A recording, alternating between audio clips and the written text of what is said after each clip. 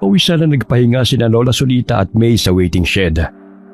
Inilapag nila ang basket na may lamang mga panindang mga gulay dahil sa pagod sa paglalakad. Kinuha ni May ang kanilang baon na suman dahil sa nakaramdam na siya ng gutom.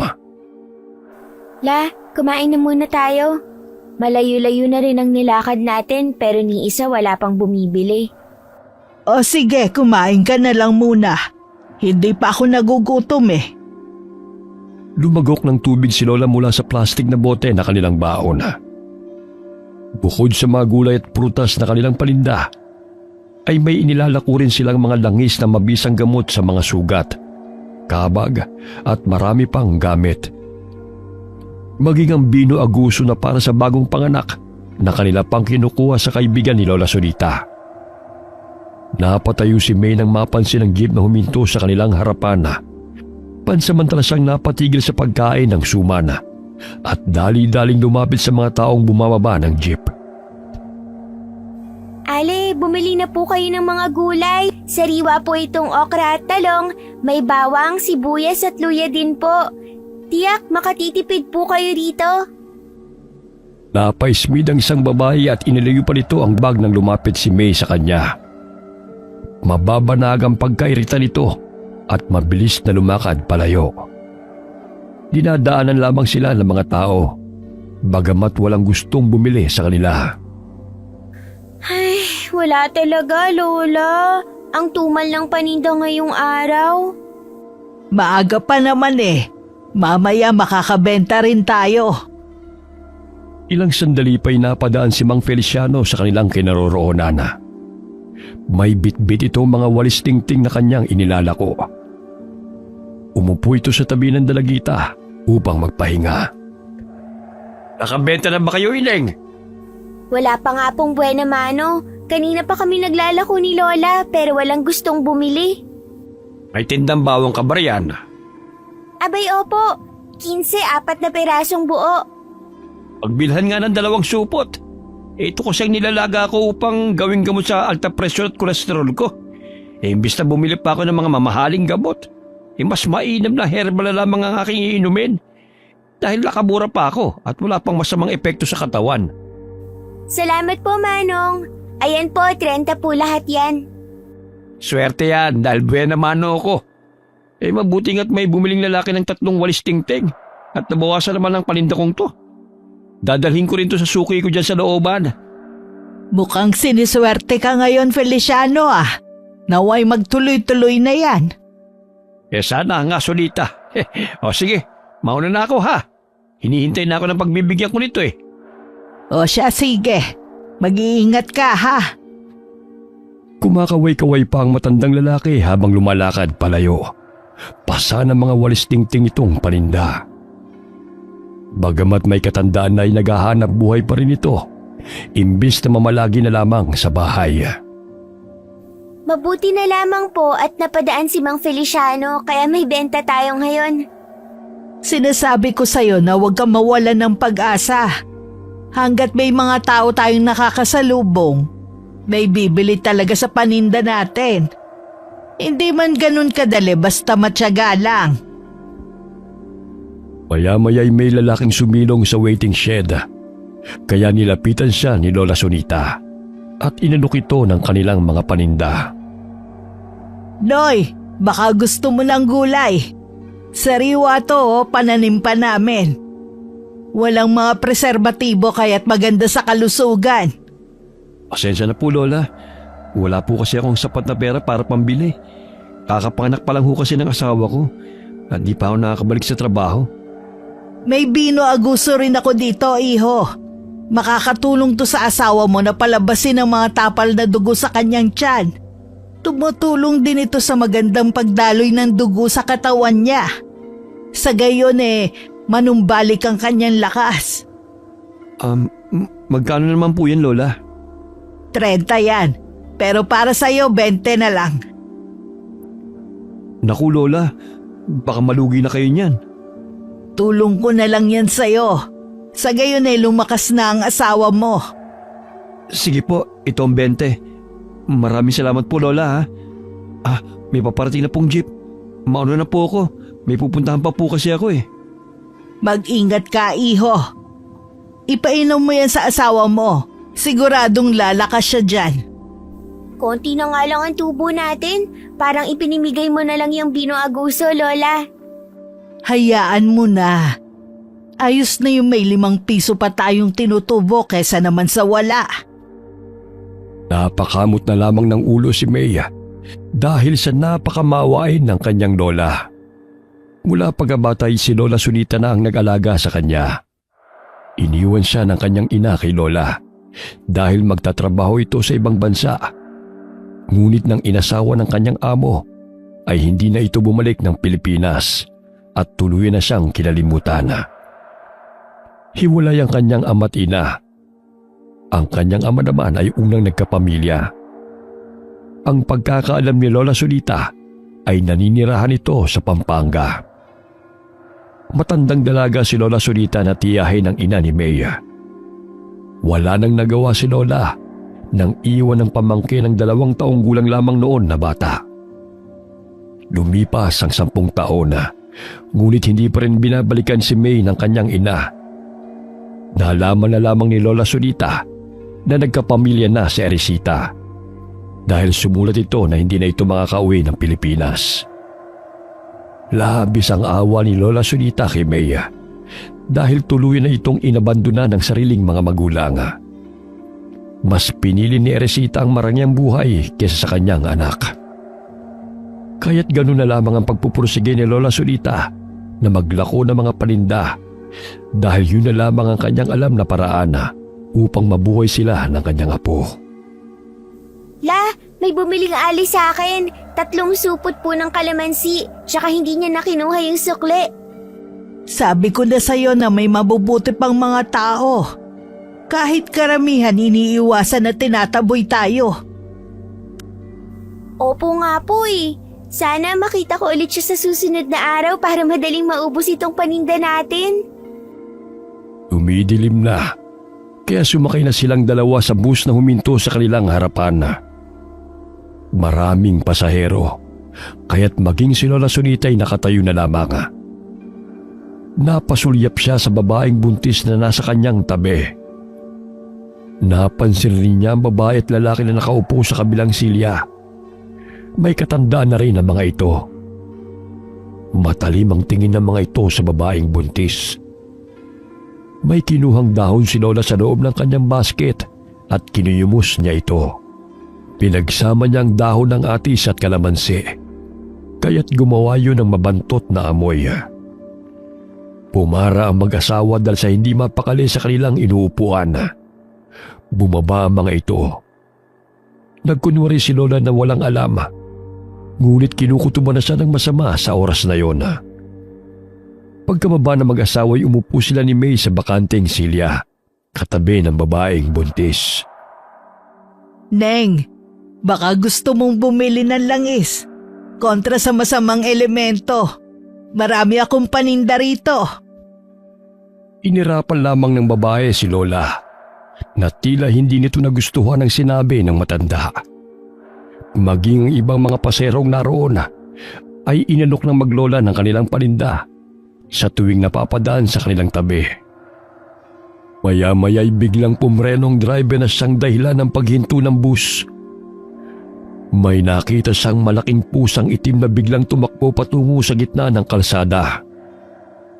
Binusinahan niya ito dahil humarang ito sa daan. Nagbabaga pa ang mga mata ng malaking pusa na animoy may gusto itong ipahiwatig. Pinaandar muli ng driver ang bus dahil ayaw talaga nitong umalis. Ngunit laking gulat ng driver nang tumalon ito sa harapan ng salamin at inilabas nito ang matalim na mga ngipin habang nakasampa sa salamin.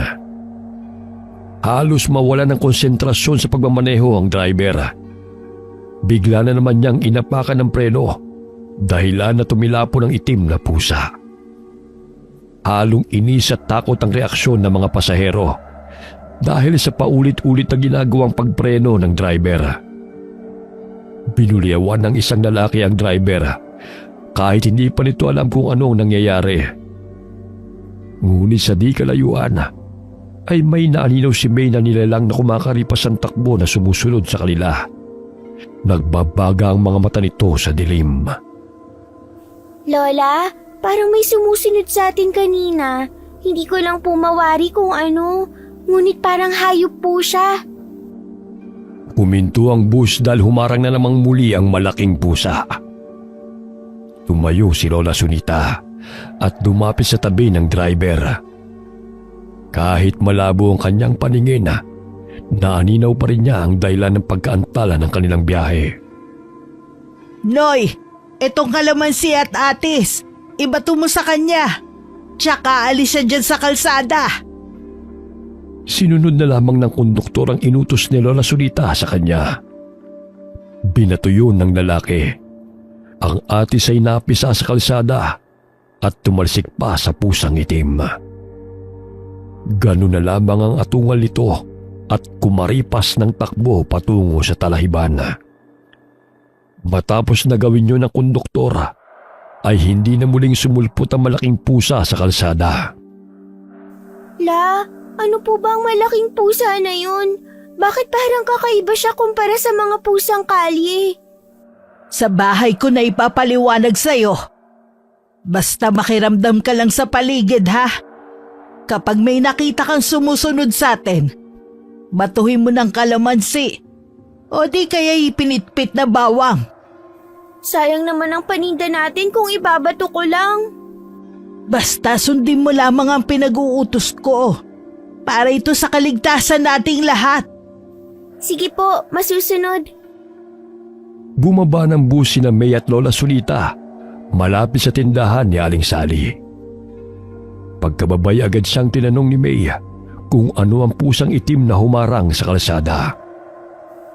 Nararamdaman kong masamang elemento yon. Hindi ako nagkakamali na isa yung aswang.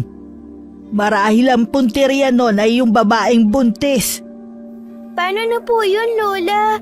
Tiyak susundan siya ng aswang. Ayaw nga niyang bumili ng langis na paninda natin eh. Kahit nga'y kausapin ko ayaw makinig. Ang suplada pa. Bumili ka na muna ng 1 kilong bigas. May sardinas pa naman tayo sa bahay. Yun na lang muna ang uulamin natin. Pagdating ng bahay, ay agad na nagsaing si May at nagluto ng sinabawang sardinas na may papaya at malunggay. Bagamat payat mang bata si May, ay hindi ito sakitin dahil palaging gulay ang kanilang kinakain at masusustansya. Gayunpaman, ay hindi siya naiinggit sa ibang kabataan sapagkat alam niyang mahal siya ni Lola Sunita. Karamihan sa mga tao'y nilalayuan silang maglola dahil sa kanilang itsura. Luma at tagpi-tagpi ang kanilang mga damit na hindi may kukubli ang kahirapan. Lola, luto na po itong ulam natin. Halina po kayo't kumain.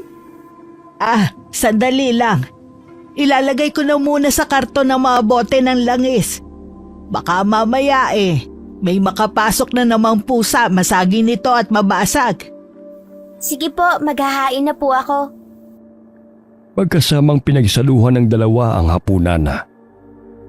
Kahit sardinas at malunggay ay laking pasasalamat na ng dalawa na makakain sa araw-araw. Kaya't gano'n na lamang ang pagpupursige ni May sa pag-aaral. Kahit malayo ang paaralan sa kanilang tinitirhan. Mahigit 1 oras ang kanyang nilalakad patungong paaralan. Ngunit hindi yun naging hadlang upang siya'y makapag-aral. Pagkatapos mong kumain, magpahinga ka na, ha? Ako na maghuhugas ng pinagkainan natin. Ikaw po ang magpahinga, Lola. Ako na ang gagawa niyan. Alam kong pagod ka rin. May pasok ka pa bukas. Siya nga pala. Ngayon ko lang naalala na napunit pala ang palda mo. Huwag niyo na pong alalahanin yan. Ipapatahi ko na lang po kay Aling Ana. Sinabi niya sa akin na dalhan ko raw siya ng Madre Cacao bukas. Natitiyak kong hindi naman yun magpapabayad. Abay, mabuti naman. Mabait talaga yang si Ana mula pa pagkabata. Kumusta na ang kanyang apo? Hindi na raw po umiiyak tuwing gabi. Simula nang dalhan ko siya ng madre kakao at bumili ng langis na pinapahid niya sa tiyan ng kanyang apo bago matulog. Sabi nga po niya tatahian niya ako ng damit kapag may medal po ako sa araw ng parangal. Totoo ba? Abay kung ganon ngayon pa lang sukatan ka na niya. Dahil alam kong may medalya ka na naman ngayon taon. Paulit-ulit na lang kasi ang bestida na suot mo sa tuwing may parangal ka kada taon Ayun, umiksi na sa'yo. Mabuti naman at naawa si Ana sa'yo, apo. Nililinis ko naman po ang bakuran niya tuwing hapon kaya nalilibre po ang aking tanghalian. Tsaka kaklase ko po ang isa niyang apo na si Marila. Medyo mahina po sa asignaturang matematika, kaya tinuturuan ko kapalit ng papel at lapis. Maalam at madiskarte ka talagang bata. Pagkatapos mo maghugas ng pinggan, magpahinga ka na ha. Bukod sa mga gulay, ay nagtitinda rin si Lola Sonita ng mga langis na gawa sa tanglada, halamang aguso at madre kakao. Pantaboy yun sa masasamang elemento at mga aswang dahil sa malangto o mabantot na amoy, dahilan na hindi matatagalan ng mga aswang. Ang paggawa ng mga langis ay tinuro pa ng ina ni Lola Sonita sa kanya, sapagkat isa rin itong manggagamot. Tanging si Lola Sonita at ang bunso nitong kapatid na lamang na si Lolo Ensong ang nabubuhay sa 6 na magkakapatid. Ngunit si Lolo Ensong ay naninirahan sa Iloilo, kasama ang mga anak ito. Palaging dinadalhan ni May si Aling Ana ng halamang madre kakao o kakawete, sapagkat inilalagay niya ito sa ilalim ng banig na tinutulugan ng kanyang apo. Dahil madalas itong nagigising tuwing hating gabi at umiyak na hindi nila alam kung ano ang dahilan.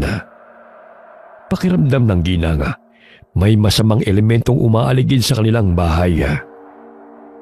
6:00 pa lamang ay umaalis na ng bahay si May. Bit-bit ang mga paninda nitong mga gulay at mga bote ng langis na maaaring ibenta sa kanyang mga guro at bahay na madadaanan. 8:00 pa naman ang kanilang klase, ngunit maaga siyang umaalis upang tunguhin ang paaralan. Magandang araw po, Aling Ana. Nandito na po ang madre kakao na pinapadala ninyo. Dinamihan ko na po, hindi naman po madaling malantayan. Napangiti ang ginang kaya't inabutan niya ng pandesal si May upang may makain ito sa eskwela. Bukod doon ay binalutan niya ng kanin at isda ang dalagita upang may pananghalian ito. Pinatahi niyang napunit na palda kay Aling Ana. Pailing-iling na lamang ito dahil sa dami ng sinulusin ang kanyang ginawa. Kaya't sinabihan niya si May na balikan siya sa susunod na araw. Maraming salamat po, Aling Ana. Sige, mauna na po ako. Marami ng mag-aaral ang lumalakad patungong paaralan. Madalas ay pinagtatawanan siya ng mga ito dahil sa tagpi-tagpi niyang uniforme.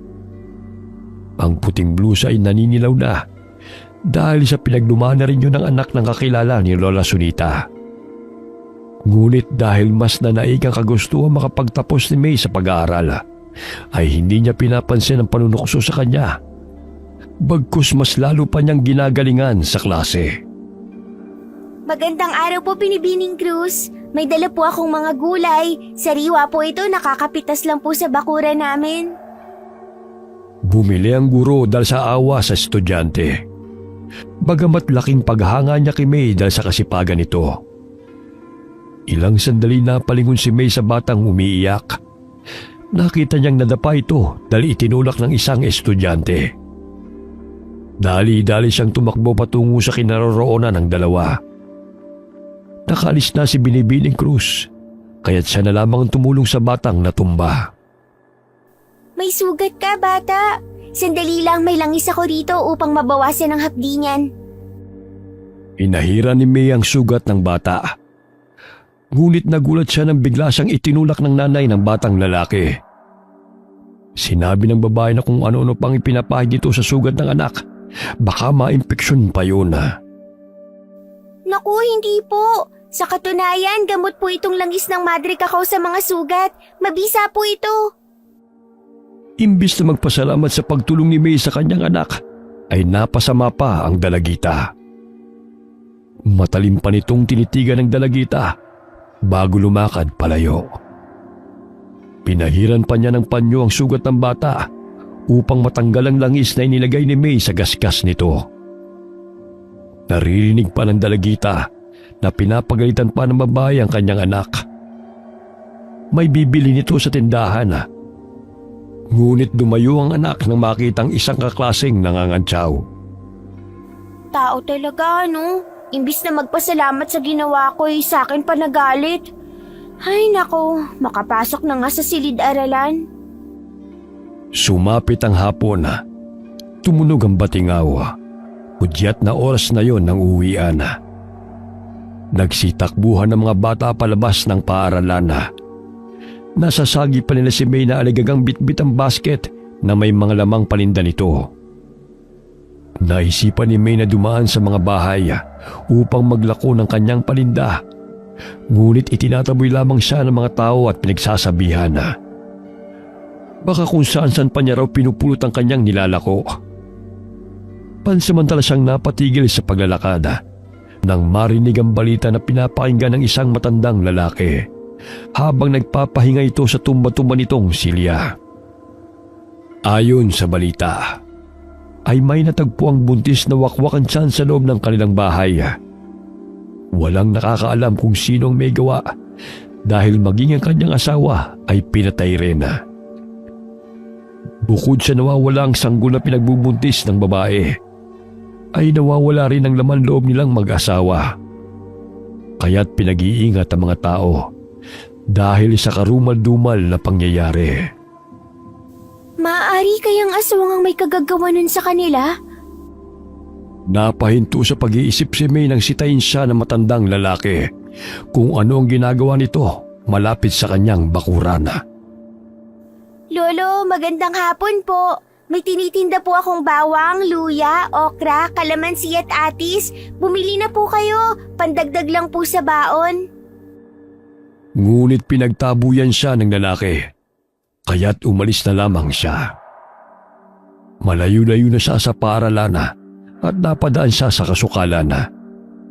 Sa di kalayuan ay may natatanaw siyang babae na pamilyar sa kanya ang mukha. Naalala niya na yun ang babaeng nakasabay nila ni Lola sa bus. Napangisi ito sa kanya at napansin niyang sinusundan siya nito. Napalunok ng sariling laway si May sapagkat batid niyang siya ang pakay ng babae. Nagpalinga-linga siya sa paligid, ngunit tanging sila lamang ang naroon sa kasukalan. Wala na siyang madadaanan papunta sa kanilang bahay bukod doon. Lumakad si May.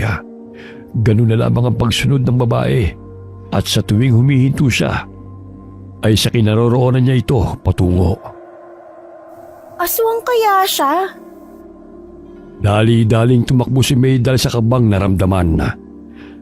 Laking gulat niya nang biglang sumulpot sa kanyang harapan ang babae at kumingisi ito sa kanya.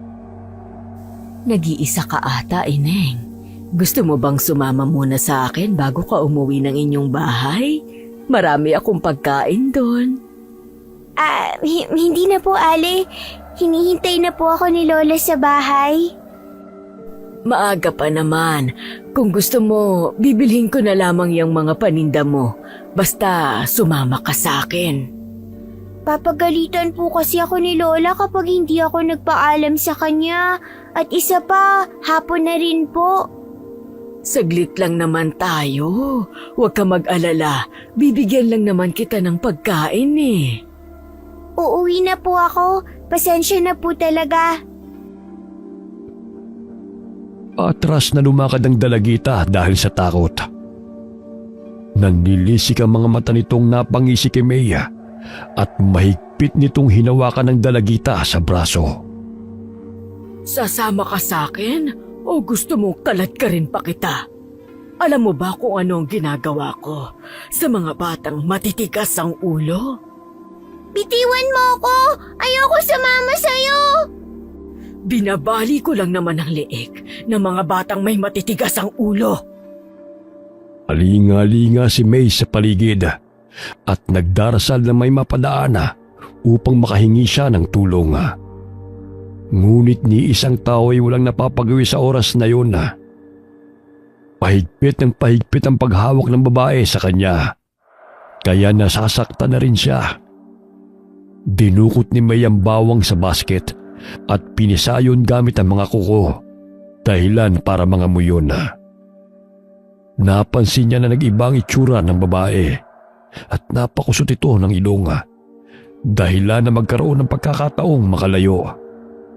Tumakbo siya, ngunit sinundan siya ng babae. Umiiyak na nagtago si May sa mga talahib. Lola, tulungan niyo po ako! Iyak na sambit ng dalagita.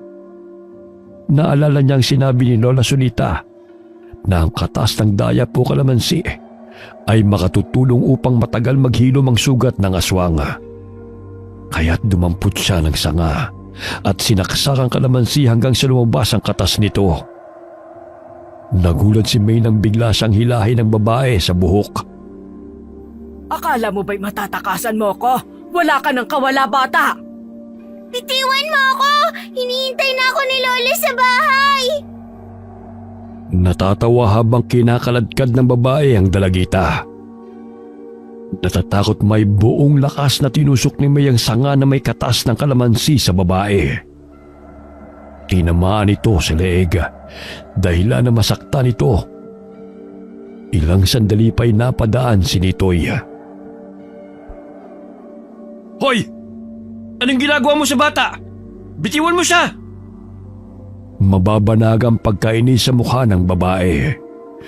Ngunit wala na itong nagawa dahil naninaw niya ang itak na hawak ng lalaki na lumalakad patungo sa kanilang kinaroroonan.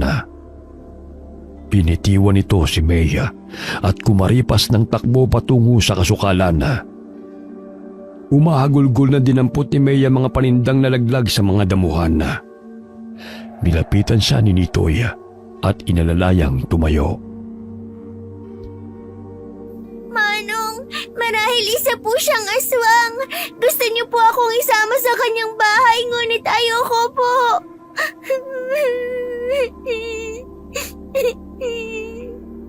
Tumahan ka na.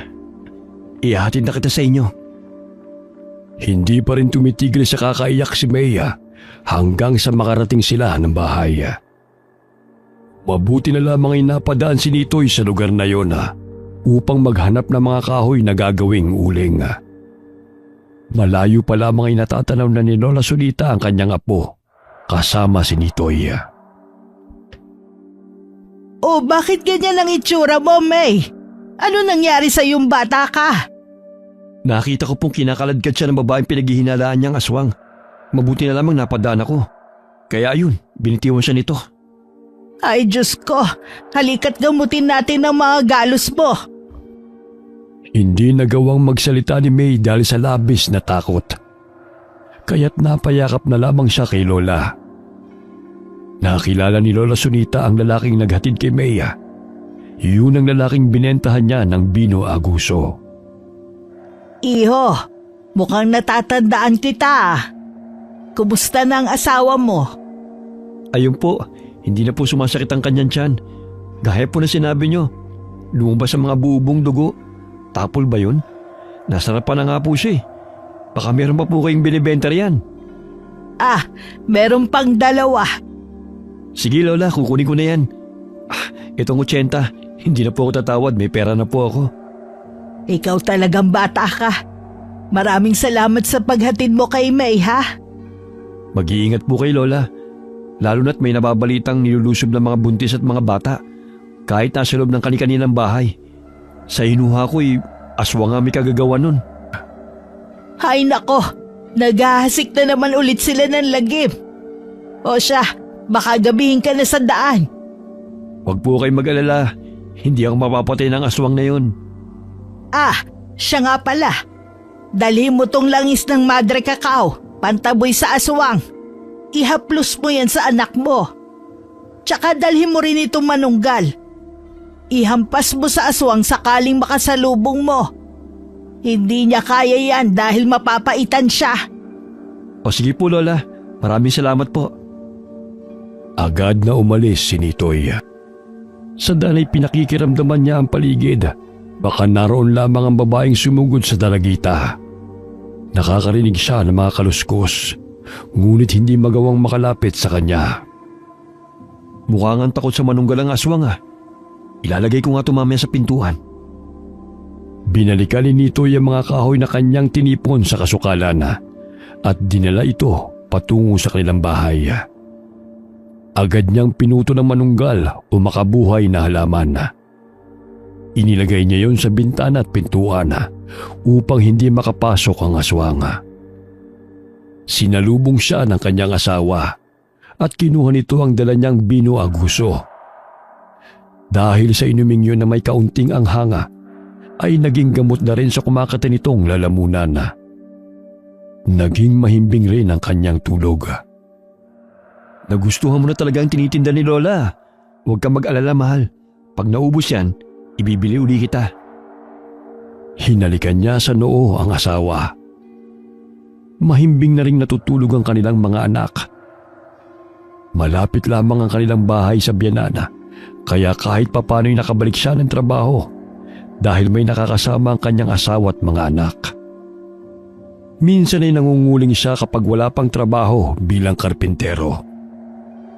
Malalim ang mga sugat mo sa braso, apo. Teka't magdidikdik muna ako ng dahon ng madre cacao. Sa gayon hindi ma-infeksyon tong sugat mo. Lola, ang babaeng nakasabay natin sa busang kumaladkad sa akin. Hindi po ako nagkakamali. Gusto niyo po akong isama pero umayaw po ako. Lola, natatakot ako. Baka abangan niya ulit ako sa daan. Sa susunod, magpisa ka ng bawang. O di kaya magdala ka ng dahon ng atis. Dahil nilalayuan nila ang amoy na yon. Ginawa ko na po ang magpisa ng bawang. Yun ang dahilan kung bakit niya ako binitawan. O sige, magpagaling ka.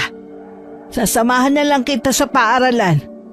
Sa gayon hindi ka naabangan ulit ng babaeng yon. Lumiban ka na lang muna bukas. Medyo malalim pa naman tong sugat mo. Hindi po pwede, Lola. May pagsusulit po kami bukas. Tsaka maghihilom din po ito. Titiisin ko na lamang po ang kirot. Magpahinga ka na muna riyan. Malapit na maluto ang langkang nilagyan ko ng dilis. Alam kong paborito mo tong langka Ang bango nga po. Matapos kumain ay nakatulog si May. Ramdam ni Lola na may masamang elemento sa paligid. Kaya't binudbud niya sa nagbabagang apoy sa pugo ng kamangyana. Pinatuyong hinimay na dahon ng madre cacao at makabuhay na halaman. Sa pamamagitan ng usok ay mababahuan ng aswang at hindi makakalapit sa kanilang bahay. Sa di kalayuan ay nangangati ang aswang at walang humpay na kinakamot ito ang katawan dahil sa usok na nalalanghap at sumasabay sa ihip ng hangin. Natipuhan ito si Maya kaya't binalikan nito ang dalagita. Nagpakawala ng mahikang itim ang aswang upang bigyan ng sakit si Maya. Subalit sinalungat yun ni Lola Sunita. Dahilan na bumalik sa aswang ang ginawa nitong ritual. Tinamaan na ng lintik. Anong nangyari sa akin? Bakit parang sumakit ang tiyan ko? Makaalis na nga rito. Ringid sa kaalaman ng aswang na nagsagawa ng ritual si Lola Sunita.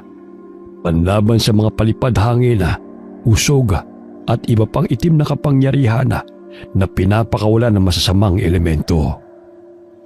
Dahil sa iba't ibang mga sangkap na pinatuyo na inilalagay sa apoy, ay nakalilikha ito ng di kaaya-ayang amoy na di matatagalan ng aswang at pantaboy rin sa negatibong enerhiya na bumabalot sa paligid. Sige, matulog ka lang, apo. Ako na ang bahala sa elementong gustong kumuha sa'yo. Walang sino man ang maaaring manakit sa'yo.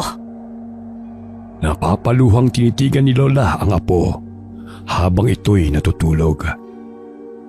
Labis ang pagmamahal niya kay Maya. Salat man sila sa pera, ngunit naging makulay ang kanyang buhay simula nang dumating ang apo. Samantala, nagising si Mang Feliciano nang may marinig na malakas na atungal malapit lamang sa kanilang bahay. Sumilip siya sa siwang ng kanilang dingding at naaninaw niya na may nakatuwad na nilalang na nakatingin sa kanilang bahay.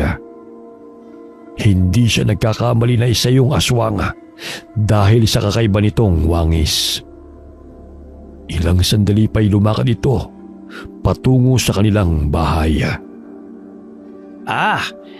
Dito ka pa talaga maghahasik ng lagim na demonyo ka. Kinuha niya ang kalderong pinaglagaan ng bawang. Mainit-init pa yon na kanyang ininom. Sa bahay nila natutulog ang 3 taong gulang na kambal na apo dahil nakasanayan na nitong makasama si Mang Feliciano. Ang isang kambal ay nasa mga magulang nito. Nakiramdam ang aswang sa paligid. Palinga-linga pa siya. Baka may taong makakita sa kanya. Napangisi pa ito nang ibuka ang bibig. Naanimoy hinihigop nito ang enerhiya ng bata. Lingid sa kalaman ng aswang na kinarga ni Mang Feliciano ang apo at inilipat sa kama katabi ng asawa. At siya ang humiga sa sahig. Sa paghigop ng enerhiya ng bata ay unti-unti magkakasakit ito na humahantong sa kamatayan. Walang ano-ano'y itinarak ni Mang Feliciano ang kanyang karet sa siwang ng kawayan, kaya't bumaon yon sa ilong ng aswang. Binuhusan rin niya ng mainit-init na tubig na pinaglagaan ng bawang. Ganun na lamang ang palahaw ng aswang at pilit na binubunot ang patalim na bumaon sa kanyang mukha. Hindi magkamayaw ang aswang, kaya tumakbo ito palayo nang matanggal ang patalim sa kanyang mukha.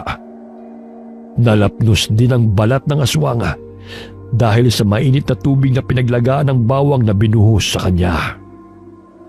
Akala mo makukuha mong apo ko, ha? Laking pagkakamali mo naman pag-awi ka rito, demonyo ka! Lumabas ng kubo si Mang Feliciano. Maging si Nitoy na kanyang manugang ay lumabas rin dahil sa narinig na malakas na atungal. Tay, ano po ba yun? Nakakakilabot ang boses na yun, ha? Naparito ang aswang nito, eh. Gusto pang biktamay ng pamangkin mo. Isarado mo na mabuti ang bintana at pinto. Baka looban ng bahay nyo. Kakapanganak pa naman ni Gina. Nilagyan ko po ng makabuhay na halaman na binigay ni Lola Sunita, kaya siguro hindi makalapit sa bahay. Ako na maghahanap sa pesteng aswang na yon. Tsak di pa yung nakakalayo. Dito ko na lamang magbantay. Baka mapano pa ho kayo, tay? Lumabas din ang iba pa nilang mga kapitbahay sa lakas ng sigaw ni Mang Feliciano habang hinahanap ito sa paligid ang aswang. Nagtulungan sila sa paghalughog ng bawat sulok at mga talahiban kung saan maaaring magkubli ang aswang. Nasugatan ko ang aswang. Hindi pa yung nakakalayo. Sigurado ako. Naririnig ng aswang ang mga taong naghahanap sa kanya.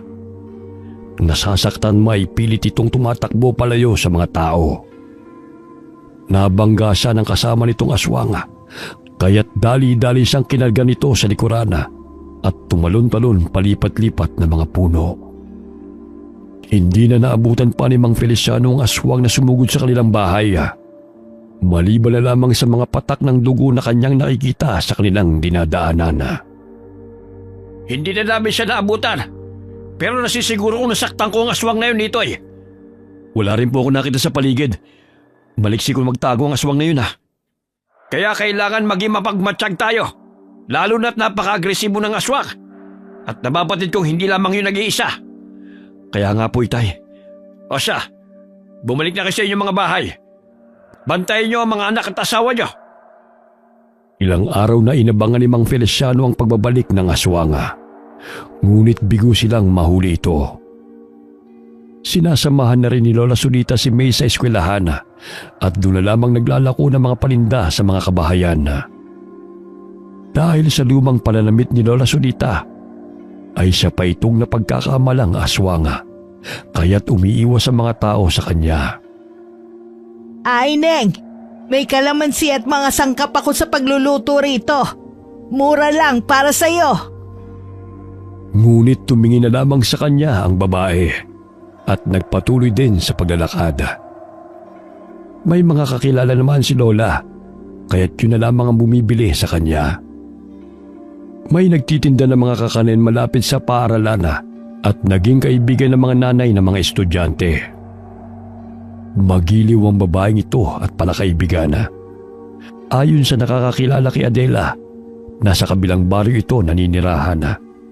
Ngunit nakapwesto ito malapit sa paaralan dahil pamangkin ito ng dating prinsipal na namayapa. Ang masayang mukha ay napalitan ng inis nang napadaan si Lola Sunita sa kanyang pwesto. Sinabihan niya si Lola na kung maaari lumayo ito sa kanya dahil nababahuan umano siya sa matanda. Maging ang mga nanay ng mga mag-aaral na tumatambay roon ay pinaalis si Lola. Hay nako, wala na talagang respeto mga kabataan ngayon. Ibang-iba sa kapanahunan namin. Nakasalubong ni Lola Sunita si Nitoy na susundo sa anak nito. Nag-uusap sila at doon na pag-alaman ni Lola na sinugod ng aswang ang bahay ng kanyang biyanana. Magkakilala kami ni Feliciano. Malugang ka pala niya. Opo, Lola. Kaya nga ho susunduin ko yung anak kong nasa 3 baitang eh. Natatakot po ako na baka umaaligid lang ang aswang. Mabuti nga po't narin lang po ako, nagkakarpentero sa kabilang kanto. Talamak na talaga ang mga masasama sa ngayon. Malaki po talaga ang tulong ng mga langis at mga halaman na pangontra sa aswang na ibinigay niyo sa akin. Meron pa akong ginawa rito, iho. Abot to ng pinaghalong mga halamang gamot ng kakawate, aguso. Nilagyan ko rin ng manunggal. Gamot to sa mga sugat, kate at galis aso. Maaari mo itong gamitin na pangontra sa aswang. Ilagay mo lang sa apoy hanggang sa makalikha ng usok. Sige Lola, kukuha po ako. Kamusta na po si May? Ayun, ayaw talagang lumiban sa klase. Dahil may pagsusulit raw sila. Kaya dito muna ako. Kasi matumal talaga ang bentahan. Dahil itinataboy ako ng mga tao. Napagkamalan pa nila na ako ang aswang. Nako, sa ganda mong yan Lola. Malayo na ikaw ang aswang. Nagkatawanan sina Nitoy at Lola Sunita. Ilang sandali pa'y lumabas na ng gate ang mga mag-aaral. Iniiwas na mga magulang ang kanilang mga anak kay Lola Sunita. Patakbong tinungo ni May ang kinaroroonan ni Lola. Apo, pinapupunta pala tayo ni Ana sa kanyang patahian. May ibibigay raw siya sa'yo. Talaga po ba, Lola? Iho, mauna na kami ha. May pupuntahan pa kasi kami ni Kimay eh. Mag-ingat po kayo Lola. Ikumusta mo na lang ako kay Feliciano ha. Tumango ang lalaki at lumakad na rin ito palayo nang makita ang anak. Dahil sa balita tungkol sa aswang, ay hinahatid sundo na ng mga magulang ang kanilang mga anak sa paaralan. Dumiretso maglola sa bahay ni na Aling Ana. Ganun na lamang ang tuwa ni Kimay nang ibigay ni Aling Ana ang tinahin nitong bagong bestida na mula sa mga retaso sa kanyang patahian. Naku, ang ganda po nito, Aling Ana. Mataas po ang grado ko sa pagsusulit kanina. 1 buwan na lang po. Tiyak masusuot ko na po ito. Ang ganda ng kulay rosas na bestidang yan. Maraming salamat sa iyo, Ana. Kung ako lang hindi ko maibibili ng ganyang kagandang damit si May. Mababanag ang saya sa mukha ng ginang nang makita ang kasiyahan sa mga mata ni na May at Lola Sunita. Napalapit na rin ang maglola sa kanya, kaya kahit papano'y gusto din niyang mapasaya ang mga ito. Tinahian rin niya ng bagong bestida si Lola. Halos tumalon sa tuwa si Lola nang makatanggap ng regalo. Sumapit ang gabi. Nakarinig ng mga kaluskos si Nitoy sa paligid. Sumilip siya sa bintana, ngunit wala naman siyang nakita. Palakas ng palakas ang mga kaluskos na animoy pabalik-balik lamang sa paligid. Batid niyang hindi magawang makalapit ang aswang dahil sa mga pangontrang inilagay nito sa paligid ng kanilang bahay. Kumaripas ito ng takbo palayo nang ilagay niya sa kanilang bakuran ng baon ng nyog na may lamang apoy at doon niya ibinudbud ang abo na gawa sa sangkap ng mga halaman. Nalinaw niya na mahaba ang buhok nito. Hindi siya nagkakamali na isa itong babae dahil sa nakalaylay nitong dibdib at naglalangis pa ang buo nitong katawan. Sige lang, lumapit ka kung makakayanan mong amoy. Mabango ang amoy ng kamangyan na nilagyan ng abong sangkap. Ngunit sa mga aswang ay nakakahilo ito na halos hinahalukay ang kanilang mga sikmura. Buwisit talaga ang matandang yon. Kailangan niyang mawala sa aming landas upang malaya naming magawa ang pagsugod sa mga kabahayan. Nasaktan na ang aking ama. Hindi ako papayag na maging ako o si Inang ay magapi ng mga tao. Dahil nananalaytay sa dugo ni Lola Sonita ang pagiging manggagamot, nararamdaman niya na bumabalik na naman ang mga aswang upang maghasik ng lagim sa baryo. Gusto niyang tulungan ang mga tao, ngunit tinataboy lamang siya ng mga ito. Maging ang kanyang mga paninday tinatapon at napagkakamalan pa na siya ang aswang. Nakatagpo ang aswang ng bahay na walang pangontra, kaya pangisi siyang sumampa sa bubungan. Hinawi niya ang pawid ng bubong at doon tumambad sa kanyang harapan ang mahimbing na natutulog na mag-asawa kasama ang dalawa nitong mga anak. Inilabas nito ang dila. Kahit hindi buntis at hindi sanggol ay kaya nitong patayin upang makakain lamang ng sariwang laman at dugo. Nagising ang ama na maramdaman na may mga laway na tumutulo sa kanyang pisngi. Nandilat ang kanyang mga mata nang makitang papalapit ang mahabang dila ng aswang sa natutulog niyang mga anak. Walang pagdadalawang isip na hinila niya ang dila ng aswang upang pigilan ito sa paglapit sa kanyang mga anak. Halos lumuwa ang mga mata ng aswang dahil sa naramdamang sakit, dahil naipit ang kanyang ulo sa kahoy na nasa bubong. Lintik! Bitawan mo ako, lalaki! Sigaw ng aswang. Ngunit hindi pa rin siya pinakinggan ng lalaki. Nagising ang asawa at dalawang anak nito. Doon na naghilahan ng lalaki at ang aswang sa dila nito. Ayaw bitiwan ng lalaki ang dila ng aswang hanggang sa mahulog ito sa kanilang tinutulugan. Nagpambuno ang aswang at ang lalaki. Ganun na lamang ang palahaw na mag-iina. Sinabihan sila ng lalaki na humingi ng tulong sa kanilang mga kabaryo. Natatakot may sinunod na mag-iina ang pinag-uutos ng kanilang ama. Hanggang sa mapadpad sila sa bahay ni Lola Sonita. Umahango silang humingi ng tulong sa matanda at ipinagbigay alam nila kung ano ang nangyari. O siya, May, dumito na kayo ng mga bata. Huwag niyong hayaan na maubos ang apoy sa pugon at wisik-wisikan mo ng abong sangkap ang apoy. Sa gayon ay hindi kayo magalaw ni inuman. Opo, Lola. Umiiyak ang dalawang bata habang nakayakap kay May. Ang isa ay kaklase pa niya.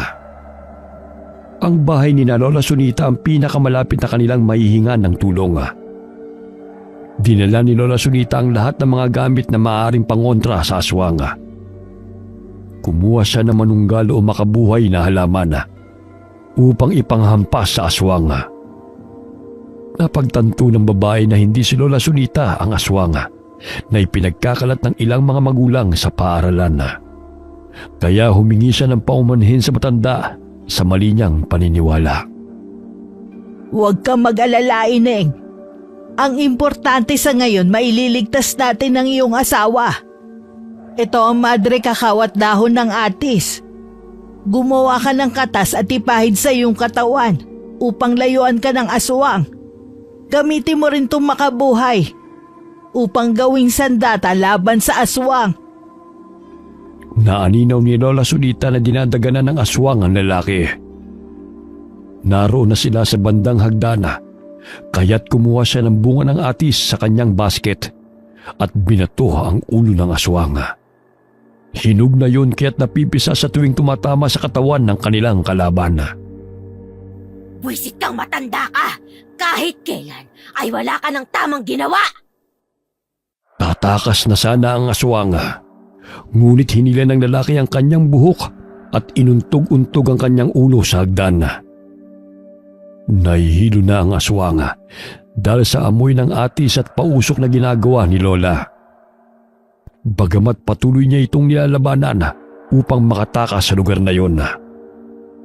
Dahil sa malangis ang kanyang katawan ay nabitiwan siya ng lalaki at nagtagumpay itong makaalis sa naturang lugar. Maraming galos at sugat na natamo ang lalaki, kaya't inalalayan siya ni Lola Sunita at tinapalan ng mga halamang gamot ang mga sugat nito. Napadaan ang aswang sa bahay ni May. Naririnig niya ang iyakan ng mga bata, kaya't naisipan niyang puntahan ng mga ito. Ganun na lamang ang palahaw ng mga bata nang buksan nito ang bintana. Subalit sinabuyan siya ni May ng asin at abong sangkap. Ganun na lamang ang palahaw nito na wari na papaso. Sige, lumapit ka! Akala mo ba'y natatakot ako sa'yo? Isasaksak ko itong karet kapag hindi ka lumayo! Nagdalawang isip ang babaeng aswang na lumapit dahil nakikita niya sa mukha ng dalagita ang tapang at hindi patitinag sa kanya. Hinampas-hampas siya ni May ng makabuhay na halaman dahilan na masakta ng aswang. Paika-ika itong kumaripas ng takbo patungong kasukalan. Huwag na kayong umiyak! Wala na siya! Nawili sa paggamot ng mga sugat ng lalaki si Lola. Ilang sandali pa'y naalala niya ang kanyang apo at ang dalawang bata sa kanilang bahay. Kailangan na nating puntahan ng mga bata. Baka mapagawiro ng aswang. Inalalayan nilang tumayo ang lalaki at magkasamang nilakbay ang madilim na daan. Malayo-layo ang pamamahay sa baryo, lalo na sa tinitirhan ni Lola Sunita. Ilang bahay lamang ang naroon na malapit na sa bundok. Nadatnan ni Lola na nasira ang bintana ng kanilang barong-barong, kaya't gano'n na lamang ang pag-aalala nito sa mga bata. Lola, sinugod po kami ng aswang. Kaya lang natakot po siya sa mga halamang sangkap na isinabay ko sa kanya. Kaya hindi niya po kami nasaktan. Salamat naman kung ganon. Hindi na talaga mapipigilan ng kasamaan ng mga aswang na yon. Ang alam ko, hindi lang siya nag-iisa. Dahil ayon kay Nitoy, lalaki ang nakasagupa ni Feliciano. Naku, Lola, nakakatakot na po sila. Sakaling balikan po nila tayo. Gagamutin ko muna tong si Isko. Malalim ang sugat niya sa likod eh. Hanggang sumapit ang umaga, ay hindi na nakatulog ng maayos ang mag-anak. Pinapakiramdaman nila ang muling pagbabalik ng aswang. Ganoon na lamang ang takot ng mga bata sa aswang. Ngunit ang dahil sa mga pangontra ni Lola Sunita, ay hindi sila nasaktan nito. O ito, manunggal at madre kakao. Isabit ninyo sa labas ng inyong bahay. Sa gayon, iiwas ang mga to sakaling maisipan na bumalik. Laking pagsisisi ng Ale dahil sa hindi nito pagtrato ng mabuti kina Lola Sunita at May. Noon ay iniiwasan niya ang maglola dahil sa mga narinig na hindi maganda tungkol sa mga ito. Gayunpaman ay laking pasasalamat niya sa dalawa dahil naisalba ang kanilang buhay mula sa kamay ng aswang. Umugong ang balita tungkol sa aswang na sumugod sa bahay ng mag-anak. Noong araw na yon ay saradong tindahan na tinatambay ng mga magulang ng mga bata. Lingid sa kalaman ng mga ito na nagpapagaling si Adela kasama ang mga magulang nito. Mas marami pa ang pinsalang natamo mo kaysa sa amin ng ama mo, Adela. Huwag kang magpapahuli sa mga taong yan. Pagkain natin sila, kaya dapat sila ang matakot. Ilang araw ang lumipas, ngunit hindi pa rin napapagawi si Adela sa kanyang tindahan na ipinagtataka ng kanyang mga kakilala. Galit ang naramdaman ni Adela sa mga tao, lalo na sa maglolang May at Lola Sunita, dahil sa kanyang sinapit. 30 taon nang nakakalipas buhat na mamatay ang dating prinsipal sa paaralan. Naging palaisipan noon sa mga tao kung ano talaga ang hinamatay nito, dahil malakas naman ito tuwing pumapasok sa paaralan. Pinangangambahan ng mga tao ang paghahasik ng lagim ng aswang na hindi nila nakikilala. Na ang prinsipal na si Binibining Molina ang siyang dahilan ng sunod-sunod na pagkamatay ng mga estudyante na tiyahin ni Adela. Sumapit ang araw ng parangala na pinakahihintay nila May at Lola Sunita. Maaga pa lamang ay nag-ayos na sila. Abay, ang ganda mo naman, Apo, sa damit mong yan. Bagay na bagay sa sapatos na ibinigay ng kaibigan mo. Talaga, Lola? Hindi ako makapaniwala na makakapagsuot ako nito. Hulog talaga ng langit yung si Ana sa atin. Tara na po, Lola. Baka mahuli na po tayo sa parangal. Isinuot din ni Lola Sunita ang bestidang tinahi ni Aling Ana na ibinigay sa kanya. Bagamat may parangal man sa paaralan, hindi pa rin niya nakalimutan na dalhin ang mga sangkap na pangontra sa aswang sakaling gabihin sila sa pag-uwi. Matalim na napatingin si Adela sa maglola nang napada nito sa kanyang tindahan. Bahagyang napasulyap sa kanya si Maya at napansin nito ang mga peklat sa pisngi ng babae. Ipinagwalang bahala na lamang niya yun dahil sa pananabik na makaakyat sa entablado. Naroon din si Mang Feliciano at Nitoy dahil makakatanggap rin ng parangal ang anak ni Nitoy dahil sa matalino ito. Lingid sa kanilang kaalaman na may mga matang nakamasid sa kanila. Matapos na makaakyat ng entablado ay napawi ang ngiti ni Maya nang mahagip ng kanyang paningin ang babaeng kumaladkad sa kanya. O Apo, bakit parang hindi ka masayang masabitan ka ng medalya? Lola, nakita ko po ang babaeng kumaladkad sa akin. Narito po siya. Nasaan? Andun po siya, malapit sa gate papasok ng paaralan. Pilit na inaaninaw ni Lola Sunita, subalit hindi niya nakita ang babaeng itinuturo ng apo. Abay, ang ganda niyo naman sa suot niyong damit May, mag-aaral ka na mabuti sa kayo ni makaahon rin kayo sa kahirapan. Yan nga ang palagi kong sinasabi sa kanya. O, nasa na ang apo mo, Feliciano? Ayun, kasama ng kanyang mga magulang. Napadaan lamang ako rito upang panoorin siyang umakyat sa entablado. Alam mo namang hindi ko naranasan yan. Lalo na't grade 1 lamang ang natapos ko. Babawi ang ating mga apo sa hindi natin naranasan noon.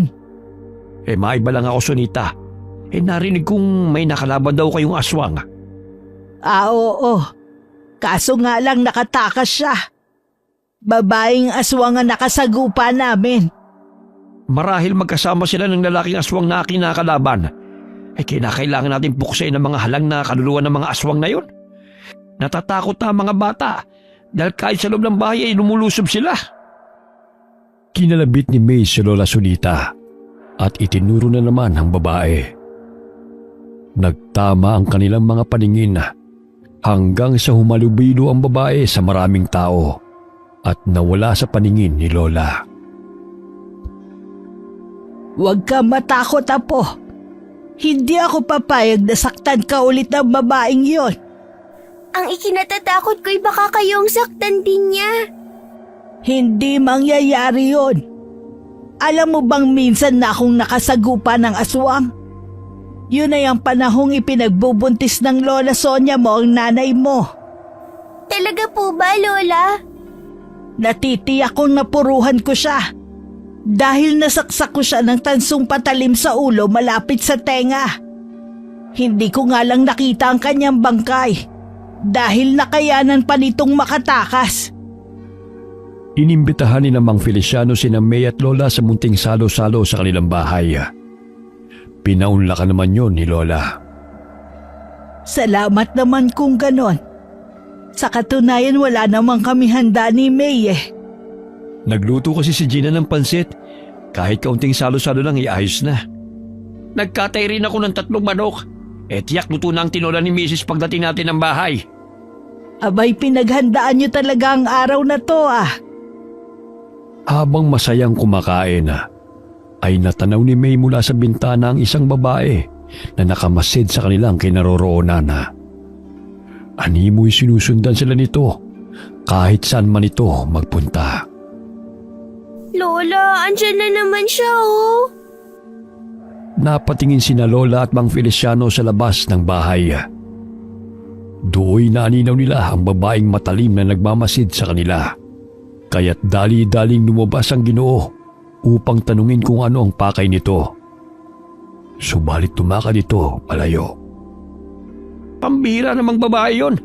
Kung may kailangan lumapit siya. Hindi yung tipong mananakot. Kung siya nga ang aswang, matakot nga siya sa pinatalas kong itak. Handang-handa ka na talagang gapasin ng paa ng aswang taya. Wag lang siya magkakamali. Bubutasin ko talaga ang ulo nun. Wala na talagang kadala-dala.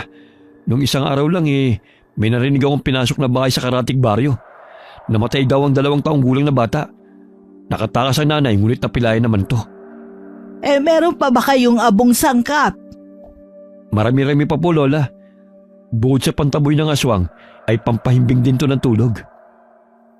Hinatid ni Nitoy sina Lola at May sa tinitirhan nito matapos ang salo-salo. Habang papauwi, ay nabangga ng lalaki si Adela. Kakilala nito ang babae na siyang nagtitinda sa labas ng paaralan. Nanindig ang mga balahibo ni Nitoy sa hindi maipaliwanag na kadahilanan. Hahawakan sana siya ng babae sa noo, ngunit bigla niyang nahawi ang kamay ng babae. Ano bang kailangan mo? Kanina pa kita napapansin na sumusunod sa amin. Alam ni Nito yung ginawa ng babae. Sa pamamagitan ng tampong ay maaaring kontrolin ng babae ang kanyang isipan o di kay bigyan siya ng sakit na ikamamatay niya. Tinulak niya ang babae at napahawak siya sa kanyang patalim na nakasukbit sa kanyang tagiliran. Biglang napaatras si Adela at tinitigan ito ng matalim si Nitoy.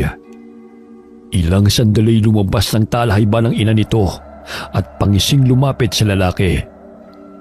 Naaninaw ni Nitoy na baliktad ang kanyang replika sa mga balintataw ng mga babaeng kanyang kaharap. Pagtiisan na muna natin ang isang ito bago natin sugurin ang matandang pakailamera. Ikaw! Nakikilala kita! Ano ang pakay niyo sa akin? Binunot niya ang patalim sa kanyang tagiliran nang akmang lalapit sa kanya ang babaeng may katandaan. Nanlilisik ang mga mata nito. Naanimoy takam na tinititigan siya mula ulo hanggang paa. Sinugod siya ng matandang babae, kaya't itinulak niya ito. Hindi mawari ni Nito ang lakas ng kanyang kalaban. Ngunit hinataw niya ito gamit ang patalim. Ganun na lamang ang sigaw ng babae nang masugatan ito sa braso. Pinagtulungan nilang sugurin si Nitoy hanggang magpagulong-gulong si Adela at Nitoy sa damuhan. Hindi nagpatinag si Nitoy sa babaeng sumusugod sa kanya. Naalala niya ang abong sangkap na ibinigay ni Lola Sonita.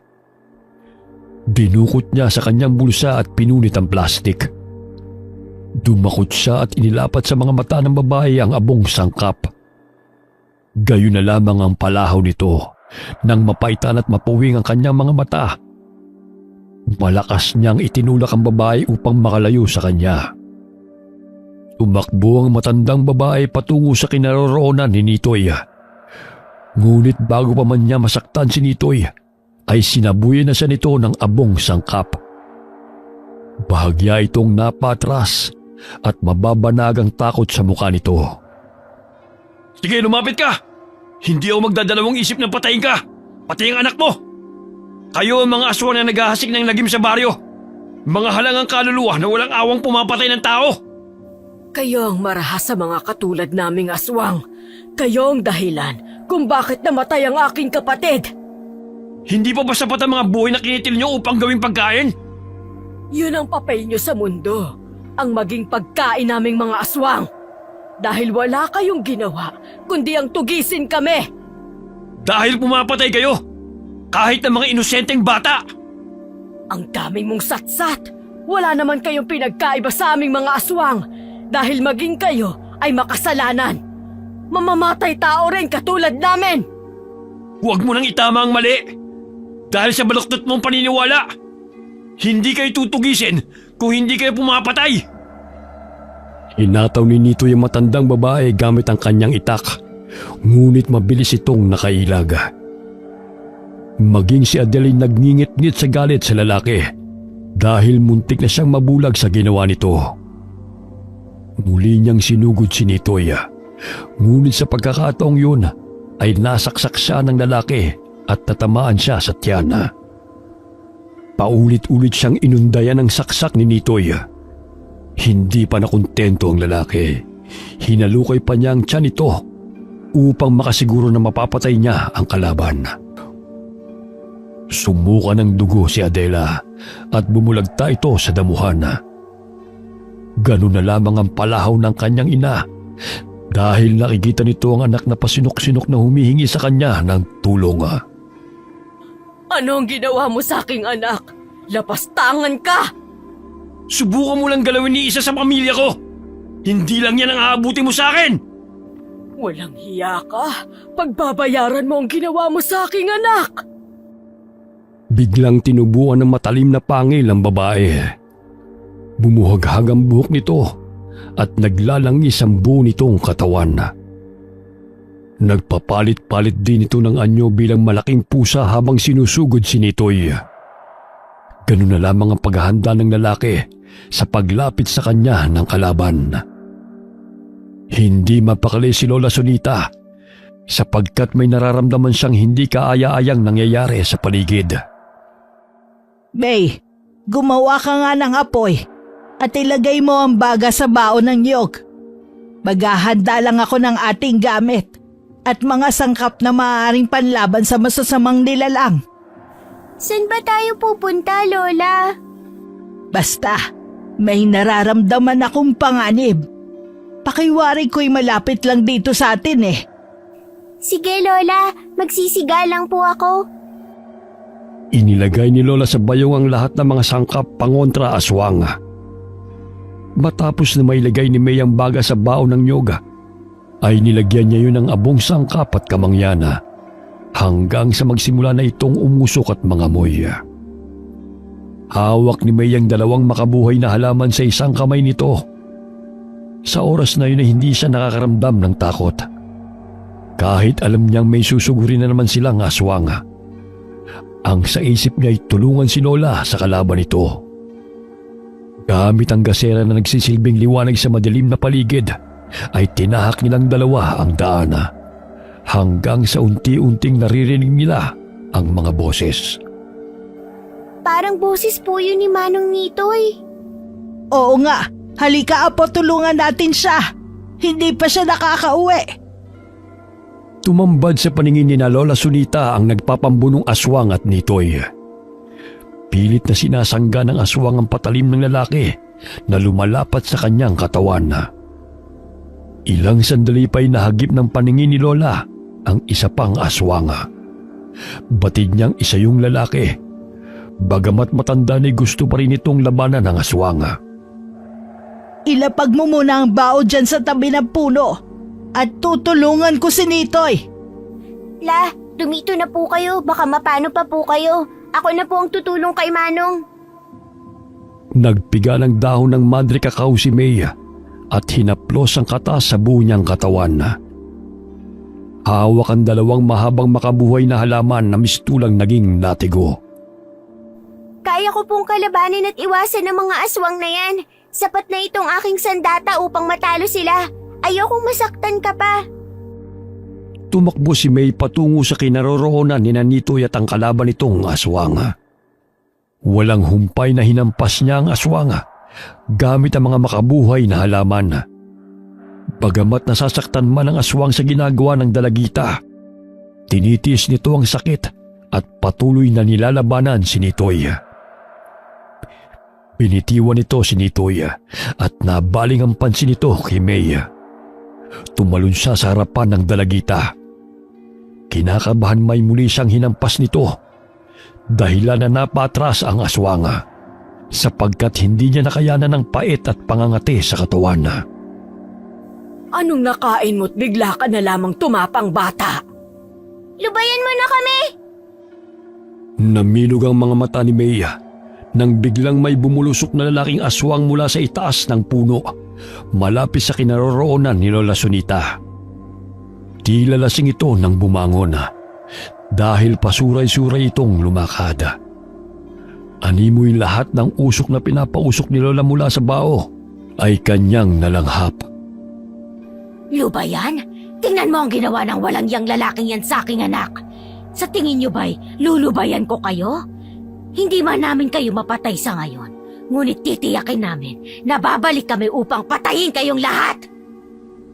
Hindi na nakayanan ng mag-asawang aswang ang pinapausok ni Lola gamit ang abong sangkap at napapaitaan sa makabuhay na halamang hinahambalo sa kanila. Tumakbo ang amang aswang patungo sa bangkay ni Adela at kinarga ang anak ng tumakas. Sumunod din ang inang aswang sa asawa nito.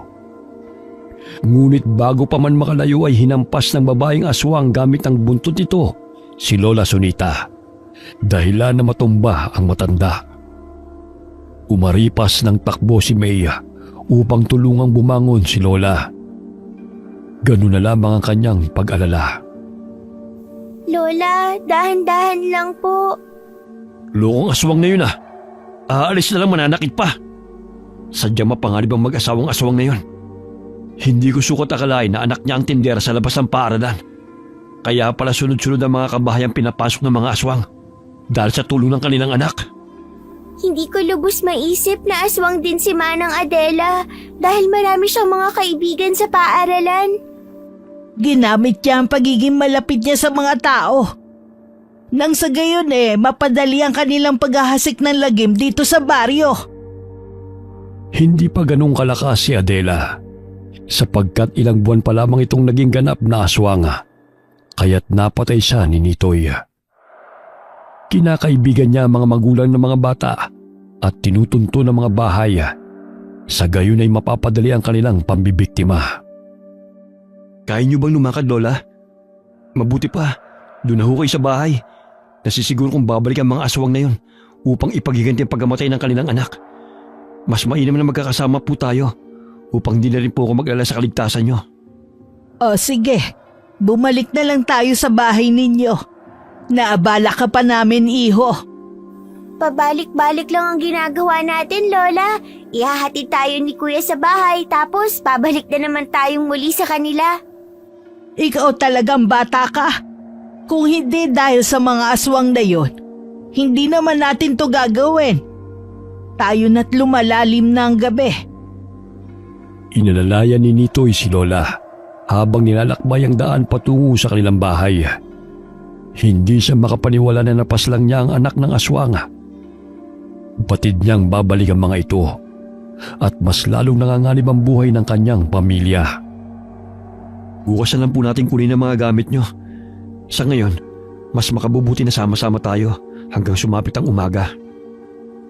Nakiramdam silang tatlo habang tinatahak ang daan. Sakaling biglang sumulpot na naman ang mga aswang.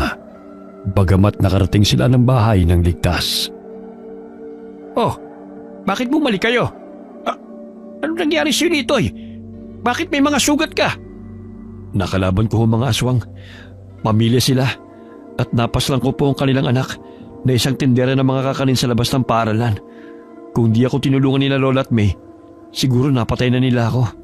Kailangang isarado ng mabuti ang lahat ng pwede madaanan ng aswang. Kukunin ko lamang ang aking mga patalim at walis tingting na hindi pa nagagamit. Inilagay ni Mang Feliciano sa pintuan ng bagong walis tingting. Sa pamamarang yun ay mahihirapan ang aswang na makapasok sa kanilang bahay. Hindi man kapanipaniwala, ngunit tila may kung anong pwersa na pumipigil sa mga aswang gamit ang walis tingting na nakatayo sa pintuan. Inilatag ni Mang Feliciano ang banig na tutulugan ni Lola Sunita. Sama-sama silang lahat sa iisang bubong. Sa gayon ay mapoprotektahan nila ang isa't isa. Mas maluwag ang bahay ni Mang Feliciano kaysa sa bahay ni Nitoy. May 3 kwarto yon at walang umuuko pa sa isang kwarto, kaya doon pansamantalang natulog ang maglola. Pagpasensyahan nyo na ang abalang na idudulot namin ni May, ha? Hindi na kayo iba sa amin. Pamilya na ang turing namin sa inyo. Tama po si Itay, Lola. Tsaka kung hindi dahil sa tulong ninyo, siguro nilapan ako ng mga aswang na yon. Nilinis at ginamot ni Lola Sunita ang mga sugat na natamo ni Nitoy. Habang si Mang Feliciano ay pasilip-silip sa siwang ng kanilang dingding at nagmamatsyag sakaling bumalik ang mga aswang. Adela, gumising ka anak. Huwag mo kaming iwan ang tatay mo. Mainit-init pa ang katawan ni Adela, ngunit hindi na ito gumagalaw. Pilit na ginagamot ng kanyang ina't ama ang malalim na sugat ng kanilang anak. Bagamat hindi na tumitibok ang pulso nito, pinahira nila ng langis ang katawan ng anak at ginagawa nila ang lahat upang buhayin ito. Subalit hindi na nakayanan ni Adela ang malalim na saksak sa kanyang katawan. Adela anak, hindi ako titigil hanggat hindi ko napapatay ang lalaking yun. Maging ang pakailamerang matanda. Sisingilin ko sila sa ginawa nila sa'yo. Gumagulgol na niyakap ng inang aswang ang anak. Maging ang kanyang ama ay labis ang nararamdamang paghihinagpis. Hindi nila inilibing ang anak, bagkus pinahiga lamang nila ito. Binihisan ito ng ina, katulad sa natutulog lamang. Magpahinga ka na muna. Alam kong napagod ka sa araw na ito. Huwag kang mag-alala. Manunumbalik din ang iyong lakas. Pangiti ngunit naluluhang sinasambit ng ina. Hinahaplos-haplos pa ito ang buhok ng anak. Tuluyan nang nanigas at namutla ang katawan ni Adela. Ngunit kinakausap pa rin ito ng ina na animoy buhay. Kinabukasan ay sinamahan ni Mang Feliciano sina May at Lola upang kumuha ng mga gamit sa kanilang bahay. Maging ang mga sangkap na tinitinda ay dinala ni Lola. Doon na po ba tayo titira, Lola? Pansamantala lang naman, Apo. Kung hindi na talamak ang paghahasik ng lagim ng mga aswang, babalik din tayo rito. Pwede naman kayong manirahan doon hanggat gusto nyo. Lupa ko naman yun eh. Kaya't maaari kayo magtayo ng kubo. Tutulungan namin kayo ni Nitoy. Magkaganon may hindi na po masyadong malayo sa paaralan, Lola. Lalo na't magsesekundarya na po ako sa susunod na pasukan. Wala nang magawa si Lola kundi ang pumayag na lamang sa inialok ni Mang Feliciano. Sinabihan siya na matandang lalaki na maaari siya magtanim sa bakanting lupa sa loob ng bakuran. Iniisip rin niya na mas makakabuti yon sa kanila ni May upang sila'y may makasama. Tumatanda na rin siya at hindi habang buhay ay maalagaan niya ang kanyang apo. Ilang araw ang lumipas. Naging payapa ang baryo mula sa paglusob ng mga aswang. Ngunit hindi naging kampante si Lola Sunita sapagkat nararamdaman niyang umaaligid lamang sa paligid ng mga ito.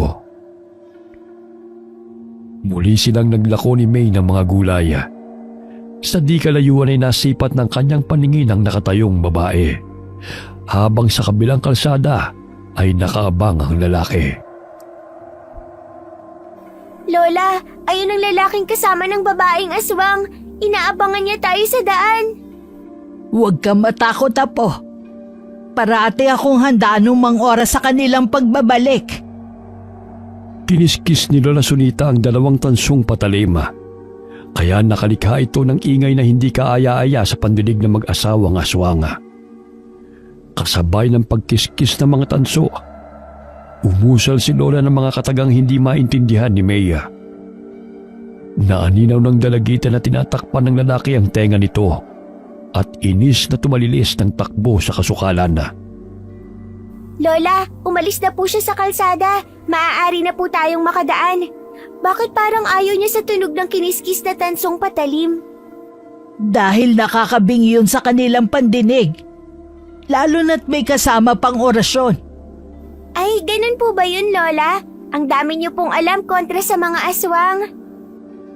Kabilugan ng buwan na. Pinapagaspas ng inang aswang ang mga dahon sa katawan ng bangkay ni Adela.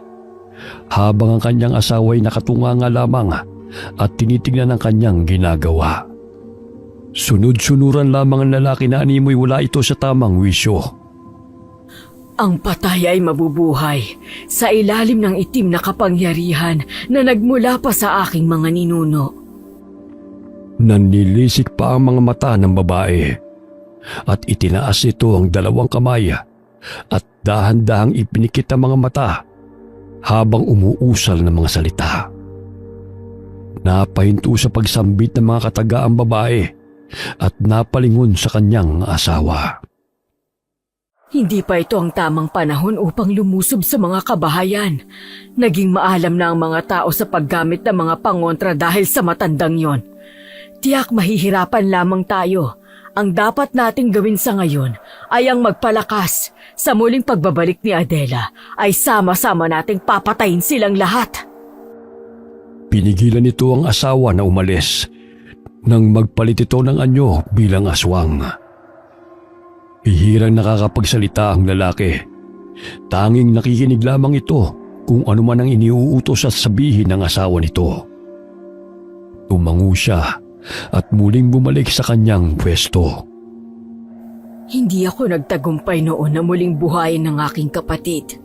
Ngunit sisiguraduhin kong magtatagumpay ako ngayon sa muling pagkabuhay ng aking pinakamamahal na anak. Muli nitong hinampas-hampas ang dahon sa katawan ni Adela, kasabay ng pagpahid ng langis sa buong katawan nito. Paulit-ulit niyang binubulungan ang tenga ng anak at pinatakan ng laway ang bibig ni Adela. Ilang sandali na imulat ng bangkay ni Adela ang kanyang mga mata. Ngunit maputla pa rin ang kanyang balat. Hindi na ito kagaya ng dati, sapagkat nabuhay lamang ito sa tulong ng itim na kapangyarihan. Nagtagumpay ako! Buhay ka, anak! Niyakap nito si Adela, ngunit wala man lamang reaksyon ng nabuhay na bangkay.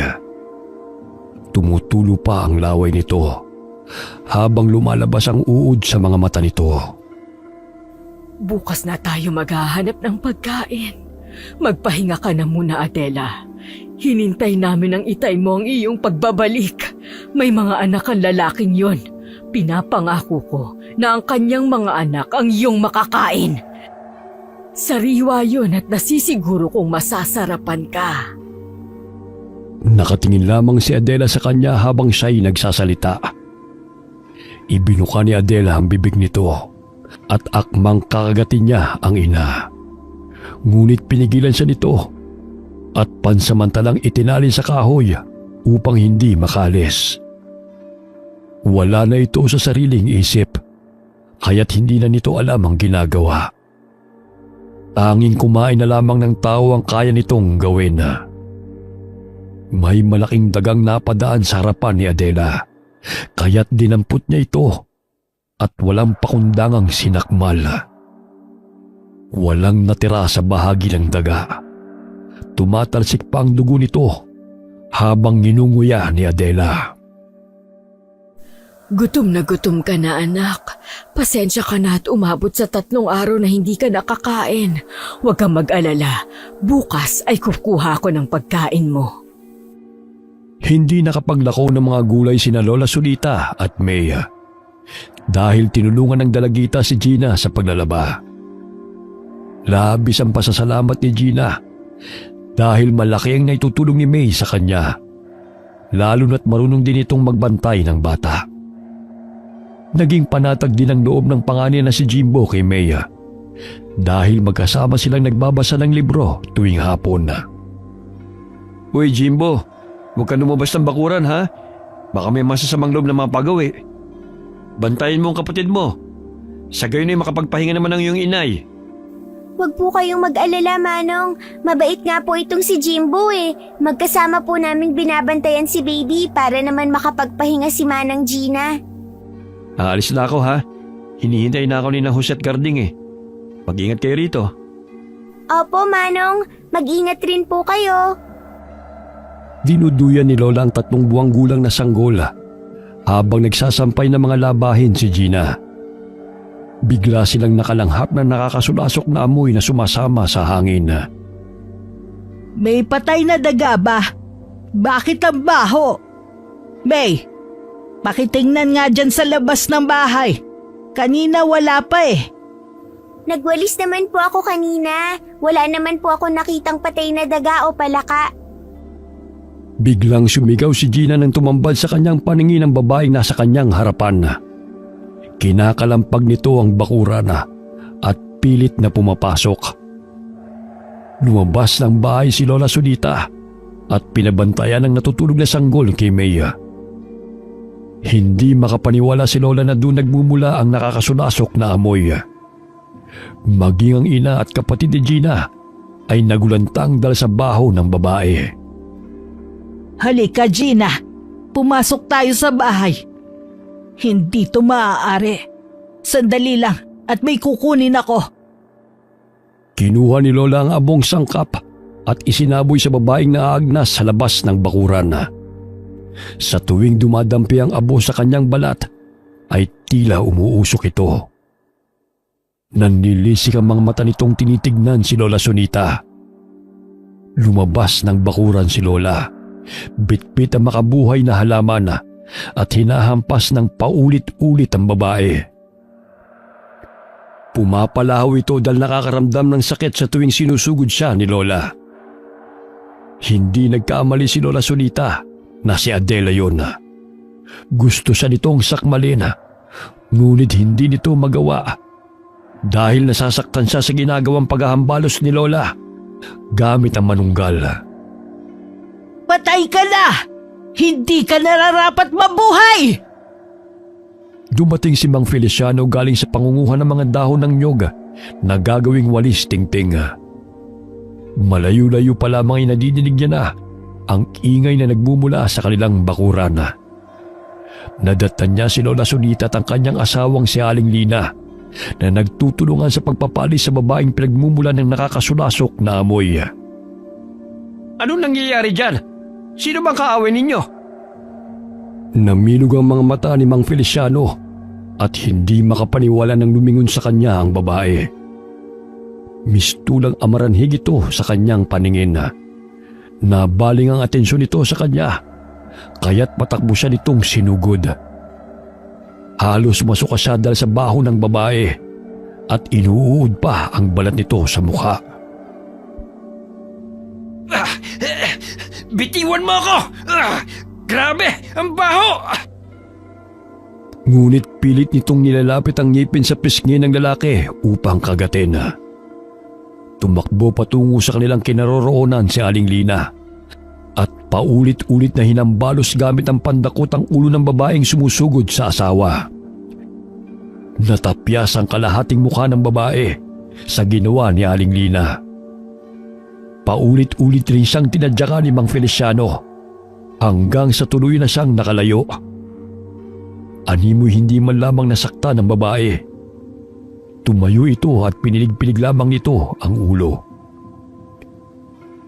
Dumadami na ang mga tao, kaya tumakbo ito patungo sa talahiban.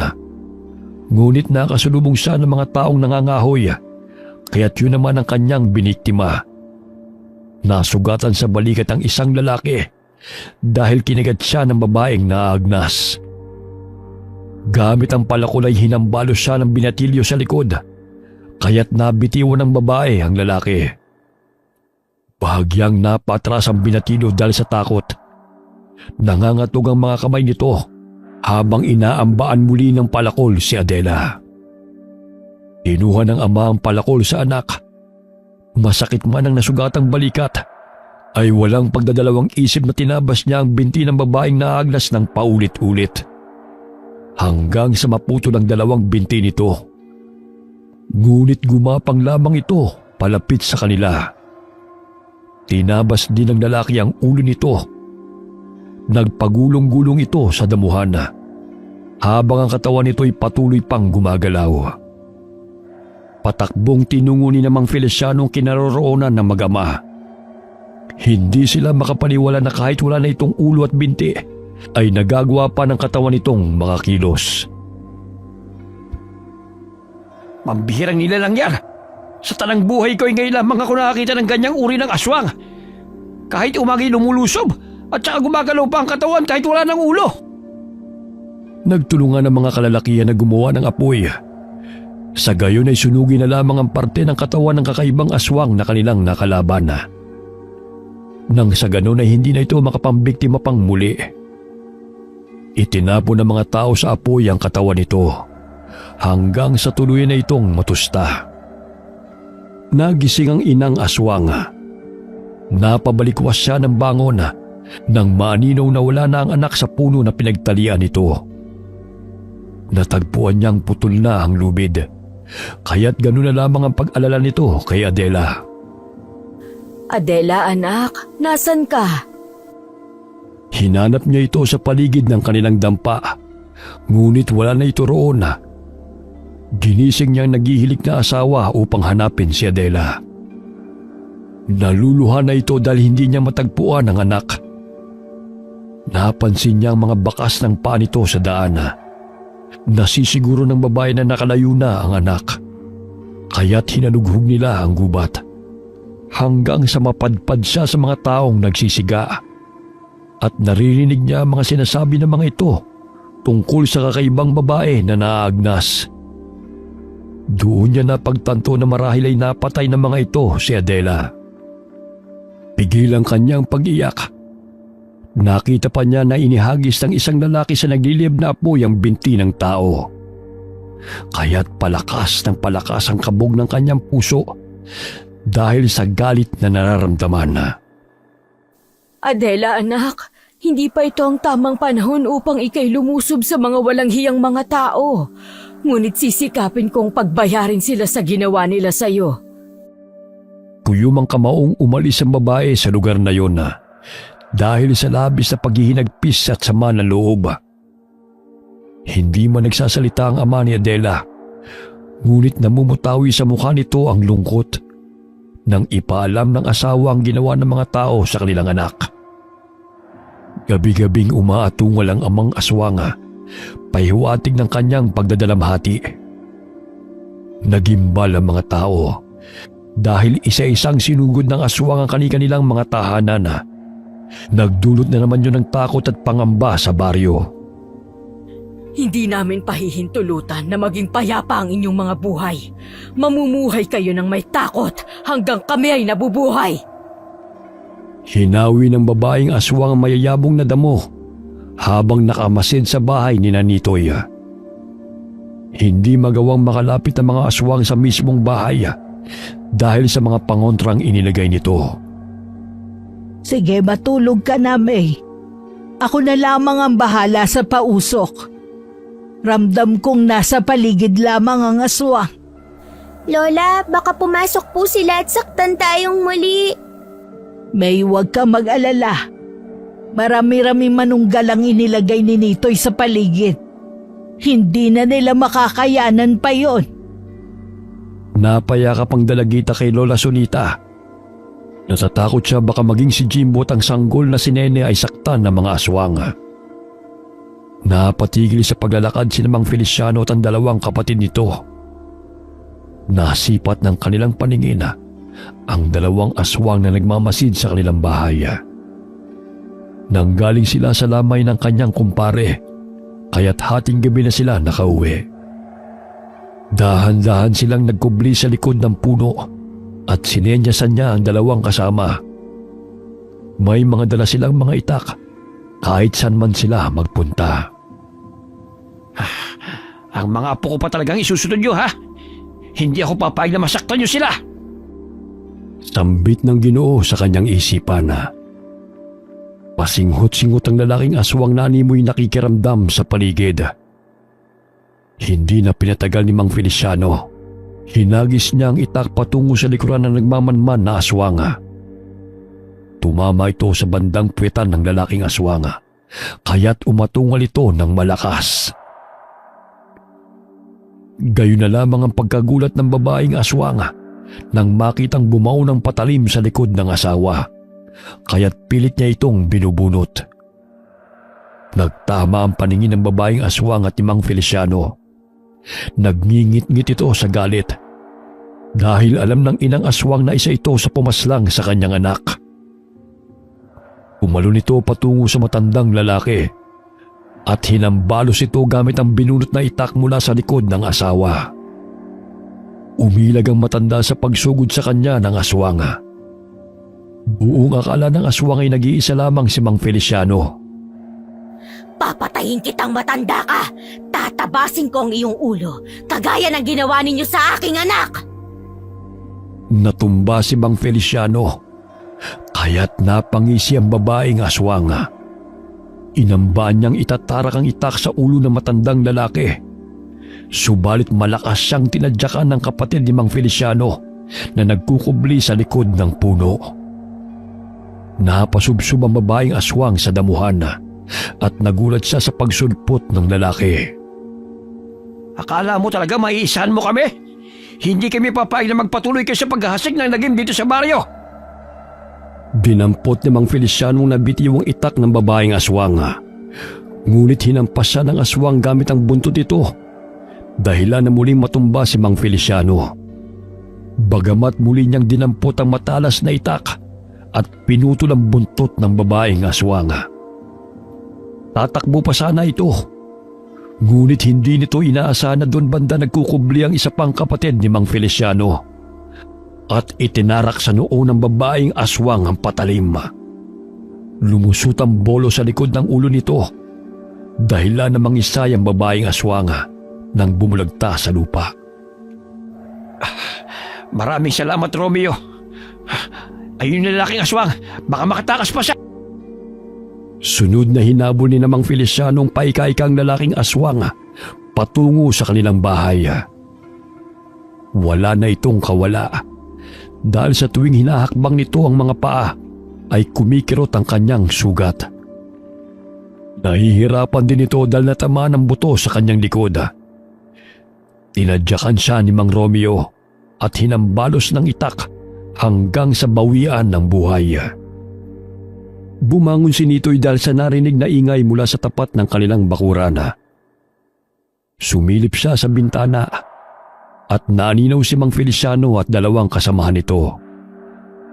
Lumabas siya ng bahay upang tanungin ang mga ito kung ano ang nangyayari. Sumambulat sa kanyang paningin ang walang buhay na aswang na napatay ng 3. Simula nang mapaslang ni Mang Feliciano ang mga aswang, ay naging payapa ang kanilang baryo. Bagamat hindi pa rin inaalis ni Nitoy ang mga halamang pangontra na inilagay sa kanilang bahay. Sa gayon ay maging ligtas sa mga aswang na maaaring mapagawi sa kanilang bahay. Wakas.